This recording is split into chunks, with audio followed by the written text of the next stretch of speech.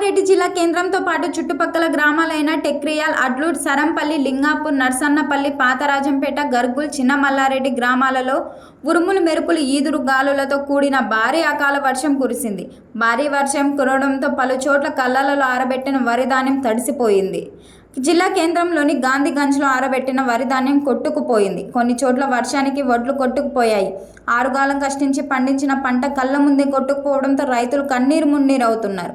గత 10 రోజుల నుంచి ఉదయం నుంచి సాయంత్రం వరకు ఎండలు దంచుకొనుతూ సాయంత్రం కాగానే ఉరుములు మెరుపులతో కూడిన వర్షం పడడంతో వర్షానికి వడ్లు నానిపోతున్నాయని రైతులు ఆవేదన వ్యక్తం చేస్తున్నారు. అదేవిధంగా కొనుగోలు కేంద్రాలలో సరైన సమయంలో కాంట వేయకపోవడం వల్ల రైతులు నష్టపోతున్నామని ఆందోళన చెందుతున్నారు. 20 రోజులు అయినప్పటికీ ఇప్పటి వరకు కాంటలు కావడం లేదని రైతులు ఆందోళన చెందుతున్నారు. తడిసిన వరి ధాన్యాన్ని వెంటనే ప్రభుత్వం కొనుగోలు చేయాలంటూ రైతులు ప్రభుత్వాన్ని వేడుకున్నారు.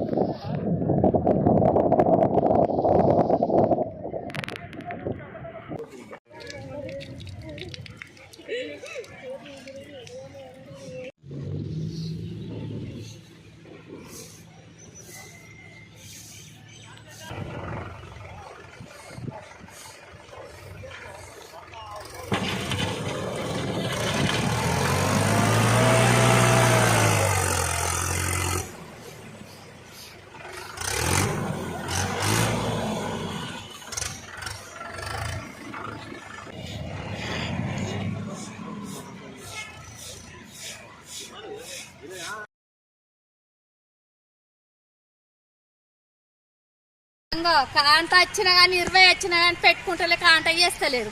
మ్యాచర్ వస్తలేదా అని గుడక చెప్పి 18 వచ్చినా కానీ కాంట చేస్తలేరు. మరి గంజల్లే ఉంటారా? మరి అట్లని చూసుకుంటే ఇన్నే ఉంటారా? మరి ఎట్లా కావాలి? ఏమి రైతు చేయాలి? ఇవి రైతులది ఏం చేస్తారు? ఇక సాలరకే తెలియాలి న్యాయం. ఈ రైతులు చేస్తేనే కదా తినేది. అట్లు మొత్తం పాడైంది. మేము ఎట్లా బతకాలి? రైతులు ఎట్లా బతకాలి? కాట చేస్తాడు కానీ వర్షం రాకపోతే చేస్తాడు. వస్తే అట్లా ఎట్లా చేస్తారు? అవుతుంది. మేము ఎట్లా బతకాలి? ఎట్లా బతుకమంటారు? మాకేమైనా ఇస్తుండ్రా పైసలు? ఇట్లా కష్టం చేస్తారు అని 8 రోజులు మేము వచ్చి పాడవుతుంది మొత్తం. మాకు అడ్లు పోతాం వచ్చినప్పుడు నూకిలం కానీ వర్షం అది ఆగలేదు. మొత్తం నూక్కపోయింది. ఇడికి ఆడదాకపోయింది అడ్లు, ఇడికి ఆడదాకపోయింది అడ్లు వరద వచ్చి. ఏం చేయమంటావు? Hi everybody, this is Kiriti Damaraju. Like, share and subscribe to Saira TV.